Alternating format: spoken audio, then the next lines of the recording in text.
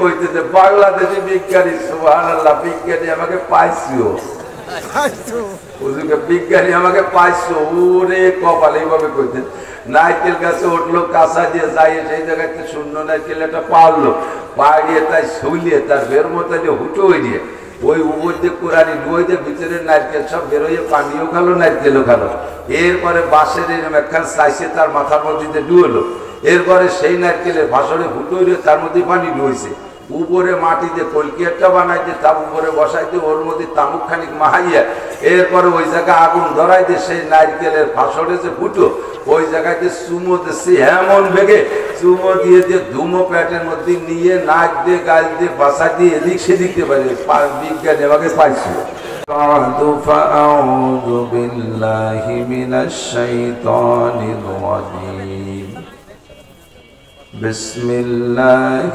الرحمن الرحيم ظهر الفساد في البر والبحر بما كسبت أيدي الناس وعن عمر بن الخطاب رضي الله تعالى عنه أنه قال بينما نحن عند رسول الله صلى الله عليه وسلم إذ طلع علينا رجل شديد بياض الثياب وشديد سواد الشعر لا يرى عليه أثر السفر ولا يعرفه منا أحد حتى جلس إلى النبي صلى الله عليه وسلم فأسند ركبتيه إلى ركبتيه ووضع كفيه على فخذيه فقال يا محمد متى الساعة قال ما المسؤول عنها بأعلم من السائل فقال وما إمارتها قال أن تلد الأمة ربتها وأن ترى الحفاة العراة العالة رعاء الشاء يتطاولون في البنيان إلى آخر الحديث أو كما قال عليه الصلاة والسلام سبحانك لا علم لنا إلا ما علمتنا إنك أنت العليم الحكيم رب اشرح لي صدري ويسر لي أمري واحلل عقدة من لساني يفقه قولي رب زدني علما اللهم أرنا الحق حقا وارزقنا اتباعه وأرنا الباطل باطلا وارزقنا اجتنابه সকলে বলি আমিন একটু দরুদ শরীফ পড়ে নেই اللهم صل على محمد وعلى آل محمد كما صليت على إبراهيم وعلى آل إبراهيم إنك حميد مجيد اللهم بارك على محمد وعلى آل محمد كما باركت على إبراهيم وعلى آل إبراهيم إنك حميد مجيد ঐতিহ্যবাহী পুরোড়া নিজামুল উলুম মাদ্রাসা কর্তৃক আয়োজিত বাৎসরিক নুরানি কুরআনী মাহফিলের সম্মানিত সভাপতি, মাদ্রাসার সুযোগ্য সুদক্ষ মোহতামিম সাহেব হুজুর হাফিজাহুল্লাহ, আজকের মাহফিল উপলক্ষে দাওয়াতি উলামায়ে কেরাম, মাদ্রাসার যোগ্য মুহাদ্দিসিন ও আসাতিজায়ে কেরাম, আজিজান তুলাবা, এই অঞ্চলের অনেক অনেক উলামায়ে কেরাম, আইম্মায়ে মাসাজিদ, প্রাণপ্রিয় দেশবাসী, আল্লাহ তাবারাক ওয়া তাআলা শাহী দরবারে আমাদের পক্ষ থেকে পাঠাই অসংখ্য শুকর যে আল্লাহ পাক রব্বুল আলামিন এই অঞ্চলের লাখ লাখ মানুষের মধ্য থেকে বাছাই ছাঁটাই করে সাময়িক জান্নাতের বাগানে বসার মতো যোগ্য মনে করে, পছন্দ করে, ভালোবেসে আমাদেরকে ডেকে নিয়ে আসছেন। রব্বুল আলামিনের এই সুন্দর নির্বাচনে নির্বাচিত হতে পেরে সকলে শুকর আদায় করি আলহামদুলিল্লাহ। মাগরিবের পর থেকে ধারাবাহিক অনেক বয়ান শুনেছেন। আমার আগ পর্যন্ত সুলতানুল ওয়াইজিন মানে হলো সমস্ত বক্তাদের রাজা, সুলতান মানে রাজা। হযরতুল আল্লাম পীরে কামেল হযরত মাওলানা খালেদ সাইফুল্লাহ আইয়ুবী হাফিজাহুল্লাহ আমাদের অত্যন্ত মহব্বতের বন্ধুবর, বাসতাতান ফিল ইলমি ওয়াল জিসম ওয়াস সূরা, ইলম, আমল, সুরত, চেহারা, স্বাস্থ্য, কণ্ঠ সর্বদিক দিয়ে আল্লাহ তাআলা অনেক প্রশস্ততা দান করেছেন। সুললিত কণ্ঠের অধিকারী, সুমিষ্ট ভাষী, সাহেবে আমল, সাহেবে আখলাক, তার থেকে অনেক মূল্যবান কথা আল্লাহ পাক আমাদের শোনার তৌফিক দান করেছেন। পীর সাহেব হিসেবে তাকওয়ার উপরে বেশি বয়ান করেছেন। এটা পীর সাহেবদের অন্যতম একটা বয়ান, উম্মতের ভিতরে আল্লাহর ভয় তৈরি করা। আল্লাহ তাআলা তার এই বয়ান অনুযায়ী আমাদের সকলের অন্তরে আরশে আজিমের মালিক আল্লাহ পাকের ভয় পরিপূর্ণ তৈরি করার তৌফিক দান করে আমিন। আল্লাহ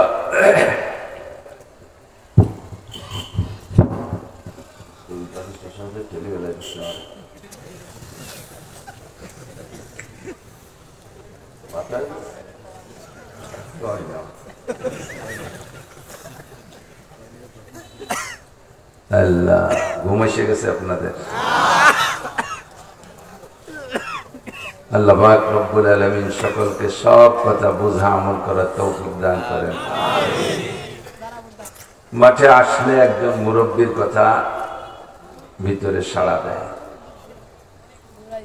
মাগরিবের পর এক মুরব্বীর মাদ্রাসায় গিয়েছিলাম, তিনিও মারা গেছেন। হযরত মাওলানা নিজামউদ্দিন সাহেব আমাদের গোপালগঞ্জের একজন অনেক যোগ্য আলেম, বড় একটা মাদ্রাসার প্রতিষ্ঠাতা মুহতামিম, যার বয়ান শুনে বয়ান শিখেছি, এরকম যারা তাদের মধ্যে একজন তিনি। জিয়ারত করেছি, কবর, ইসালে সওয়াব করেছি, সূরা ইখলাস, সূরা ফাতিহা পড়ে তার জন্য সকলকে নিয়ে আমি দোয়া করে মোনাজাত করে ইসালে সওয়াব করে আসছি।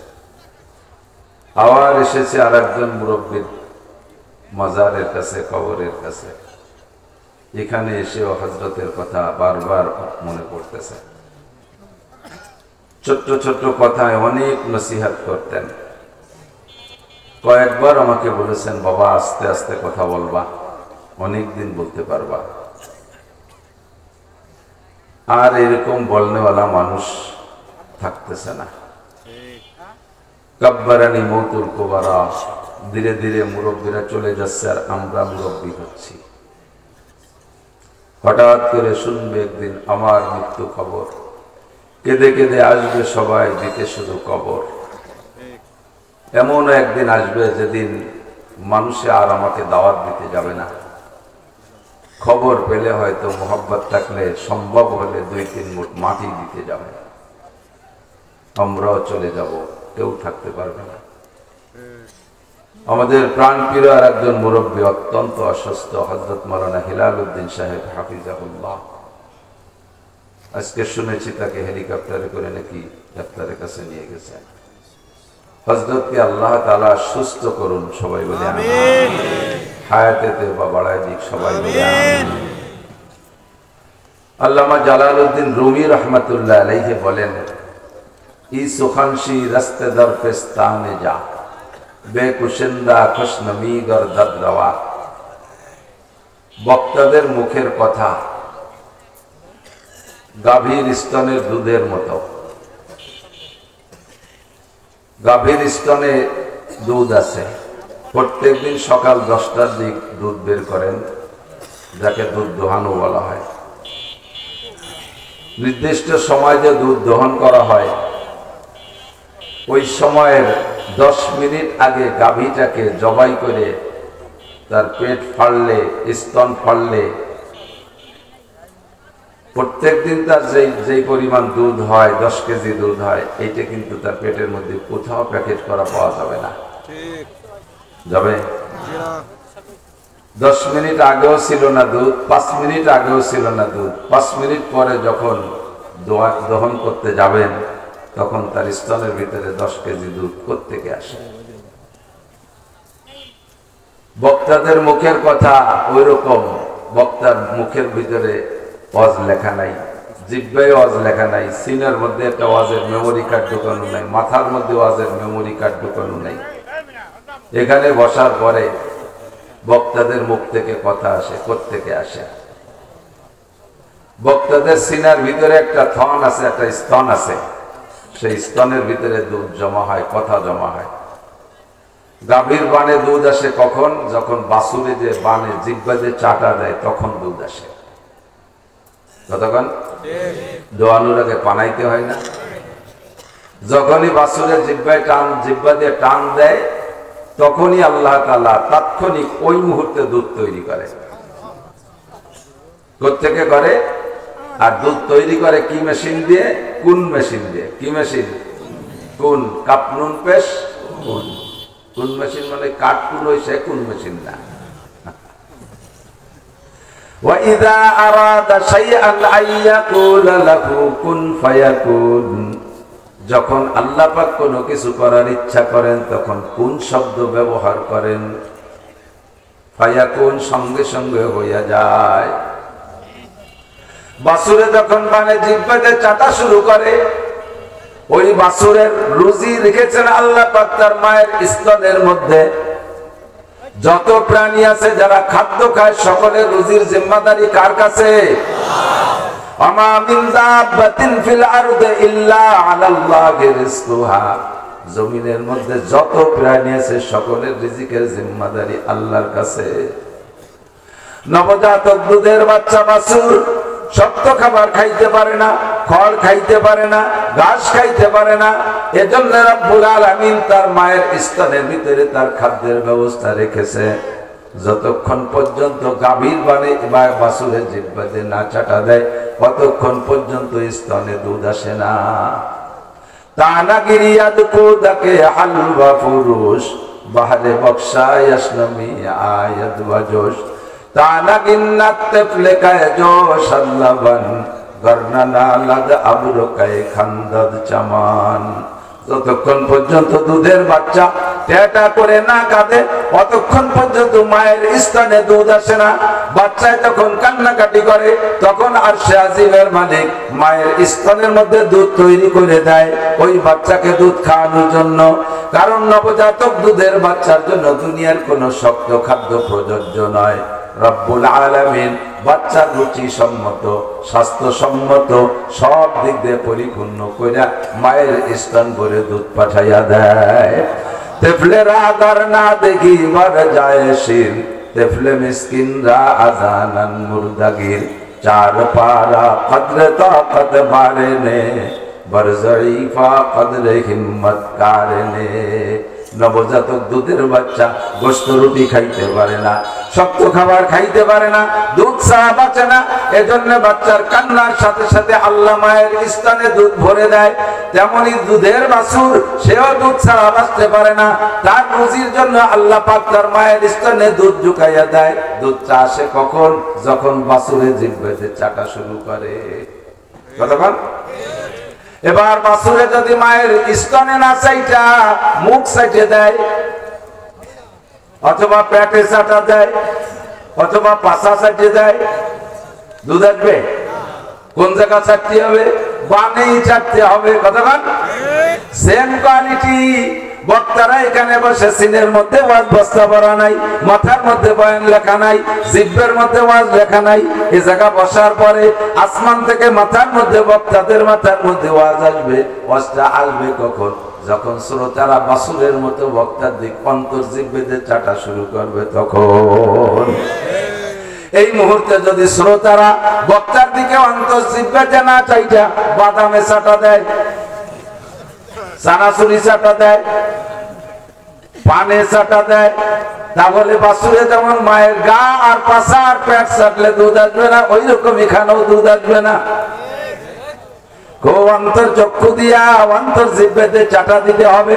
তাই আল্লামা রুমি রহমাতুল্লাহ আলাইহি বলেন, ইসুখানশি রাস্তে দর পেস্তানে যা বেকুশন্দা খুশনমি গরদাদ রওয়া মুস্তামে চু তৃষ্ণাবা গোয়েন্দা সুদ ওয়াইজার মুর্দা বুয়াদ গোয়েন্দা সুদ মুস্তামে চু তাজা আয়াদ বেমালাল সজ্জবা গরদাদ বগুতান গুঙ্গুলাল। শ্রোতারা যখন আগ্রহের সাথে কথা শুনতে চাতকের মতো তাকাই থাকবে, আর সে আজিমের মালিক উপর থেকে কথা শিখাইয়া দিবে। বক্তার আওয়াজ করে, হাত নাড়ে না, হাত প্রত্যেকে কথার সিস্টেম এইটা। একটু হাই হুল কইয়েন।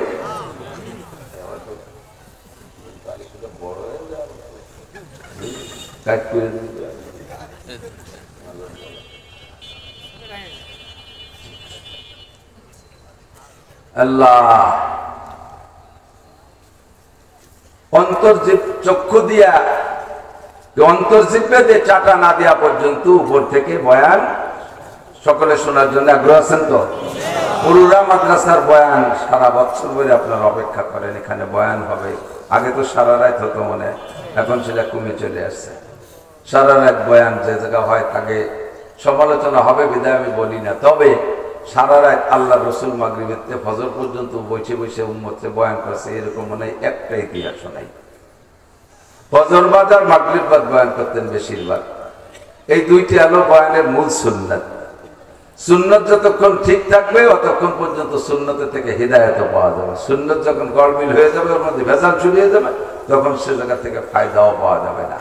আল্লাহ তাআলা আমাদেরকে ফায়দা নসিব করে, সবাই বলি আমিন। আল্লাহু আকবার। দুনিয়ায় শান্তি চাই, সকলেই চাই, চাই কি না? অশান্তি কেউ চান? অশান্তি কেউ চাই, শান্তি সবাই চাই। তবে শান্তি কোথায় গেলে পাই, সেই জায়গাটা আমরা যাইতে এখনো সক্ষম হই না, ভুলের উপরে ঘুরতেছি। আল্লাহ পাক রব্বুল আলামিন আমাদের সকলের শান্তির সুব্যবস্থা করে, সবাই বলি আমিন।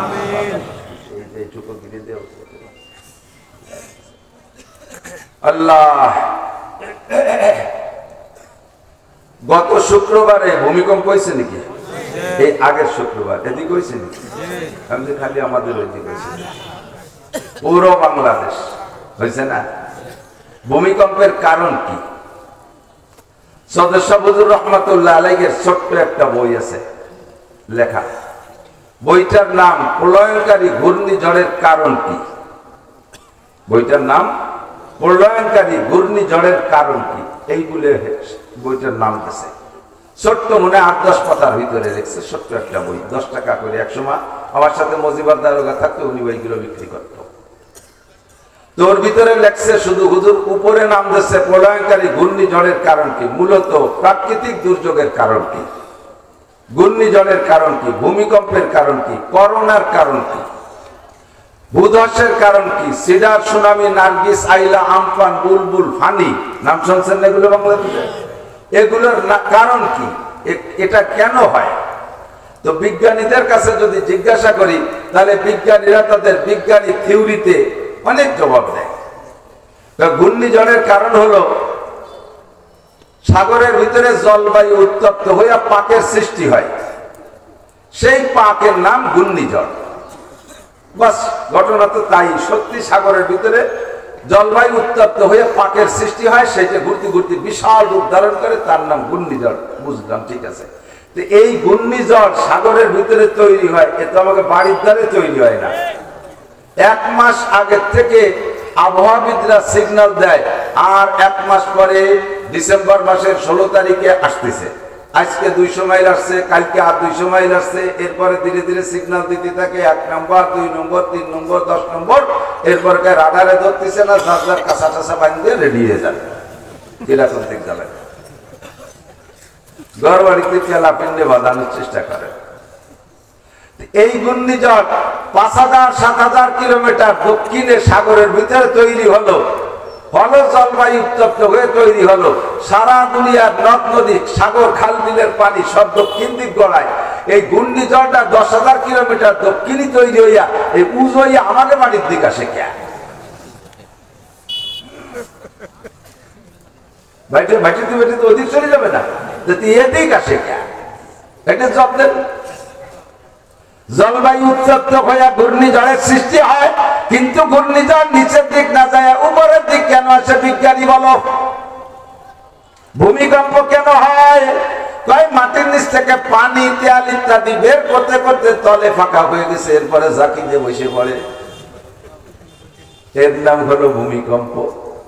দোস্তরে, বাংলাদেশের মাটির নিচ থেকে কতটুক পানি আর তেল গ্যাস বের করলাম যে ঝাঁকি দিয়ে এত জায়গা নিচু উঁচু করে ফেলে। মধ্যপ্রাচ্য, আরব আমিরাত, আরব কান্ট্রি, 40-42টা মুসলিম কান্ট্রি, সে জায়গা থেকে শত শত বছর, কত হাজার হাজার, লক্ষ লক্ষ, কোটি কোটি, জীবন ভরে কোটি বলতে বলতে হাঁটুর কোটি খুলে যাবে, তবুও কোটি বলা শেষ হবে না। এত টনকে টন, গ্যালনকে গ্যালন তেল বের করতেছে, সে জায়গা তো তলে ফাঁকা হয় না, সে জায়গা তো ঝাঁকি লাগলো না। ঝাঁকিটা বাংলাদেশে কেন লাগে? এবার কও, তোমরা কত বড় বিজ্ঞানী, একটিবার প্রমাণ হোক। বিজ্ঞান পড়ায় তোমাদেরকে সরকার, বাংলাদেশ সরকার, প্রযুক্তি বিশ্ববিদ্যালয়, কত সায়েন্স বিজ্ঞান বিশ্ববিদ্যালয় বানাইয়া কোটি কোটি টাকা তোমাদের পিছনে খরচ করে, একটা কিছু আবিষ্কার করে দেখাইতে আজও পারো নাই বাংলাদেশি বিজ্ঞানীরা। এখন একটা সুইর পাশা ফুটো উঠতে হবে, কি যে তাও দিশে পাও না। সুইটা বানাতে পারো, সাইডা নিয়ে ফুটো করে আনা লাগে। একটা মেশিন বানাইতে পারো না, একটা যন্ত্র বানাইতে পারো না, একটা কিছুই বানাইতে পারো না। এখনো পর্যন্ত সরকারের বস্তা বস্তা টাকা তোমাদের পিছনে খরচ করে। কথা বলেন ঠিক না? কোন জায়গা থেকে কিছু আবিষ্কার করতে পারো না। মেডিকেল সায়েন্সের মেডিকেল বিশ্ববিদ্যালয় কোটি কোটি টাকা তাদের জন্য খরচ করতেছে, বিঘেকে বিঘে, একরকে একর জমি দিয়ে তাদের বড় বড় বিল্ডিং বানাই দিয়েছে। আজও পর্যন্ত তোমরা এমন একটা ডাক্তার বানাইতে পারো নাই যেই ডাক্তারের উপরে আস্থা তৈরি হতে পারে। যেই সরকার এই মেডিকেল বিশ্ববিদ্যালয় বানাইয়া তোমাদের পিছনে কোটি কোটি টাকা খরচ করতেছে, সেই ডাক্তাররাও তোমাদের কাছ থেকে বড়ি খায় না, তোমাদের কাছ থেকে চিকিৎসা নেয় না। সেই রাজা বাচ্চারা, এমপি মন্ত্রীরা, সরকাররা তোমাদের কাছ থেকে ঔষধ খায় না। তাদের অসুস্থ হলে ভারতে চলে যায়, চেন্নাই, মাদ্রাজ, বোম্বে চলে যায়, সিঙ্গাপুর চলে যায়, বিদেশে চলে যায়। তোমাদের পিছনে লক্ষ লক্ষ, কোটি কোটি টাকা খরচ করা সম্পূর্ণ বৃথা। কথা বলেন ঠিক না? প্লেয়ারদের পিছনে, খেলোয়াড়দের পিছনে ফুটবল, তারপরে বটি বাড়ি বাড়িতে কি কয় ক্রিকেট, এদের পিছনে কত টাকা খরচ করতেছে? কোটি কোটি টাকা খরচ করছে, একটা কিছু অর্জন করে এনে দিতে পারছে কোনদিন? কথা বলেন। বিশ্বকাপ তো তৈরি করছে, একটা ভাঙা 4 কাপ হয়নি দিতে পারে। হ্যাঁ, একেবারে আমার চোখের সামনে, আমি যাবো চট্টগ্রাম, এয়ারপোর্টে ঢুকতেছি, এর মধ্যে দেখি বাংলাদেশের টাইগাররা যাইতেছে। একেবারে টাইগার গেট, ব্যাগেও বাংলাদেশের পতাকা, মাথায় একটা বান্দা, গেঞ্জিতি পতাকা, তারপরে সব জায়গা পতাকা, যে পোশাক দেখা যায় সে জায়গায় পতাকা, যা না দেখা যায় হয়তো সে জায়গাও পতাকা, সব জায়গা পতাকা নিয়ে তারা বিমানে যাইতেছে। আমি জিজ্ঞেস করলাম, এই সোনা লক্ষ্মী তোমরা কোথায় যাও? কয় হুজুর দোয়া করেন, আমরা যাইতেছি বাংলাদেশের টাইগার হরিণ শিকার করতে। কোন কোন জায়গা যাবো? কয় সর্বপ্রথম যাবো শ্রীলঙ্কা, তারপরে যাব পাকিস্তানের, পরে যাব ভারত। 3 দেশে খেলতে যাচ্ছি, দোয়া করেন। আমি বললাম জীবনে কোনোদিন তোদের জন্য দোয়া করি নাই, আজকে একটু দোয়া করলাম যেন তোরা জিতে আসতে পারিস। খেলার পক্ষে দোয়া করলেন, খেলা না, ওরা যা পারে লাঠিওয়ালা তৈরি আসলে জিতে আসো। কোন জায়গায় কিছুতে জিততে পারে না। দুর্নীতি করা কত সহজ কাজ না? এ দুর্নীতি কেউ ফার্স্ট হতে পারি না, তা তো বলে সেকেন্ড হয়েছে। কথা হলো কোনটায় ফার্স্ট হতে পারে না, সেকেন্ড হয়, থার্ড হয়, কোনো জায়গা ফেল করে। আমি বললাম তোরা যা কয়দিন খেলবি? 7 দিন। 7 দিন পরে যে আমি বিভিন্ন পত্রিকা, বিভাগ পত্রিকায় খবর নিচ্ছি, এরা গেল তো সাজে 10-20 জন এমপি মন্ত্রীরা তাদেরকে বিদায় ঘোষণা জানাইলে এয়ারপোর্টে আইসা, কিন্তু 7 দিন চলে যায়, 10 দিন চলে যায়, 15 দিন চলে যায়, তাদের আসার খবর শুনতে পারলাম না। এরপরে ওই খেলা দেখা পার্টি একজনকে জিজ্ঞেস করলাম, অমুক তারিখে যে টাইগাররা গেল বিদেশে খেলতে জন্য, তারা কি দেখি জিতে নিয়ে আসলো? গেল তো খুব সাজিয়ে বুঝে, আসলো কিভাবে তা তো জানলাম না। জানবেন কি? পরে হারিয়ে গেছে, এই পেতে ফেলে ফেলে চলিয়েছে। বস্তা বস্তা টাকা তাদের জন্য খরচ করে। আমি চ্যালেঞ্জ করে বলতে পারি, গর্ব করে বলতে পারি, আমার কওমি মাদ্রাসার ছাত্রদের পিছনে, খেলার পিছনে যদি সরকার সরঞ্জাম দেয়, খেলার পিছনে যদি সরঞ্জাম দেয়, তাহলে ইনশাআল্লাহ এরা বিদেশে যাইয়া ওখান থেকে তারা বিশ্বকাপ জীবনে একবার হলে এনে দেখাইতে পারবে। তার হাজারো প্রমাণ। সারা পৃথিবীর যত আলেম আছে, তার মধ্যে হাদিসের উপরে সবচাইতে সারা পৃথিবীর সবচেয়ে বড় আলেম বাংলাদেশের সন্তান হযরত মাওলানা আব্দুল মালিক সাহেব। সারা পৃথিবীর যত হাফেজ আছে, সর্বকালে সর্বোচ্চ দিন থেকে প্রতিযোগিতা শুরু হয়েছে, সেই থেকে বাংলাদেশের হাফেজরা 110 দেশ, 120 দেশ, 115 দেশ, 100 দেশ, 99 দেশ, 50 দেশ, 10 দেশ, যত দেশের মধ্যে প্রতিযোগিতা হোক, বাংলাদেশে হাফেজরা 1 নম্বর হয়ে আসে। আমরা সায়েন্স পড়ি না, বিজ্ঞান পড়ি না, তারপর আমরা 76 কেজি বোমা বানাতে পারি, বুঝছেন না? 76 কেজি বোমা হুজুররা বানাইতো, তোমরা কি কচু বানাইছো? তোমরা যে চুন সোজাই একটা টুল্লা বানাতে দিতে পাও না। বিজ্ঞানী হয়েছে, এদের পিছনে সরকার পয়সা খরচ করে একেবারে জলে কি বলা হয়, সাইতে পানি ডালা ছাড়া আর কিছু না। কথা বলেন? আল্লাহর রহমতে এদিকে আসেন, বিজ্ঞানী ছিল হযরত মাওলানা আব্দুর রাজ্জাক সাহেব, সদস্য হুজুর রহমাতুল্লাহের খলিফা, বাংলাদেশ খাদেমুল ইসলাম জামাতের জেনারেল সেক্রেটারি। উনি বাংলাদেশি বিজ্ঞানীদেরকে মানে তামাশা করে বলতেন। ছোট্ট আমাদের সরওয়াজে আমার মনে আছে, গেছি ওয়াজ শুনতে, আল্লাহু আকবার। ওনার বয়ান এমন রসালো, এরকম কাটা কাটা বয়ান করতেন, সুট্টুর ছিল না। ওনার বয়ান শোনার জন্য নানুপুরি হুজুর, যশোরের হুজুর, কাশিয়ানি হুজুর, গড়ডাঙ্গার মোহতাম সাহেব রুমে বসা ছিল, সব স্টেজে চলে এসেছে। আইসে এই কয় বুড়ো ওনার সাথে বয়ান শুনতে শুনতে হাঁটতে হাঁটতে কেন দিতেছে, চোখ দিয়ে পানি হলে। আমরা ওনার দিক চাইতে হাঁটতেছি, যে এই যে মাঠের মধ্যে সবাই কিছুক্ষণ পরে ওনার দিক না তাকাই হাসছে, হাসতেছে সবাই, কিন্তু মাঠের মধ্যে তাকাই হাসতেছে। ঘটনা কি? পরে একটু আগায় যায় যে সত্যি ওনার ওয়াজ শুনতে শুনতে একজন হাসি দিয়ে ঘুমাই দিয়েছে, মানে তার ওই মুখ বন্ধ কি মনে না, ওদিকে ঘুমাইছে গেছে। এমন রচালো বয়ান। উনি কইতেছে বাংলাদেশি বিজ্ঞানী, সুবহানাল্লাহ, বিজ্ঞানী আমাকে পাইছিও, বিজ্ঞানী আমাকে পাইছো, ওরে কপাল, এইভাবে কইতেন। নারকেল গাছে উঠলো, কাঁচা দিয়ে যাই, সেই জায়গায় শূন্য নারকেল একটা পারলো, পাড়িয়ে তাই শুলিয়ে তার বের মতো হুটো হয়ে দিয়ে ওই উপর দিয়ে কোরআনি ডুয়ে দিয়ে ভিতরে নারকেল সব বেরোয়, পানিও খালো, নারকেলও খালো। এরপরে বাঁশের এরকম একখান চাইছে তার মাথার মধ্যে ডুয়েলো। এরপরে সেই নারকেলের ভাষণে হুটো হয়ে তার মধ্যে পানি ডুয়েছে। উপরে মাটিতে কলকি একটা বানাইতে, তার উপরে বসাইতে, ওর মধ্যে তামুক খানিক মাহাইয়া, এরপরে ওই জায়গায় আগুন ধরাই দিয়ে সেই নারকেলের ফাঁসড়ে যে ফুটো, ওই জায়গাতে চুমো দিচ্ছে এমন বেগে, চুমো দিয়ে দিয়ে ধুমো প্যাটের মধ্যে নিয়ে নাক দিয়ে গাল দিয়ে বাসা দিয়ে এদিক সেদিকতে পারে। বিজ্ঞানী আমাকে পাইছিল।